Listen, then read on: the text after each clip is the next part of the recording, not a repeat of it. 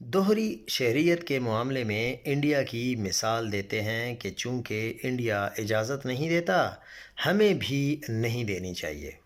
سرکاری عہدوں، اراکین اسمبلی وغیرہ پر آپ لازمی پابندی لگائیں، مگر جو عام پاکستانی، اس پر ایسی پابندی سے نقصان پاکستان کا ہی ہوگا۔ اب انڈیا میں جس کی بیرونی شہریت وہ زرعی زمین نہیں خرید سکتا، ان کے سیکنڈ جنریشن کے بعد کارڈ بھی نہیں دیتے، ایسے ان گنت مسائل ہیں پاکستان میں اس وقت۔ جو واحد سرمایہ کاری آتی ہے، ڈالر آتے ہیں، وہ یہ سمندر پار پاکستانی بیچتے ہیں۔ اب ان سے نفرت دکھائیں، پابندی لگا دیں، اس کے بعد وہ بھی اپنا سرمایہ نکال لیں گے، اور معیشت جو پہلے رکی اور منہ کے بل گرے گی، پہلے ہی باہر جو یوتھیاپا پھیلا ہوا ہے، پھر وہ اور آپ کو دشمن سمجھیں گے۔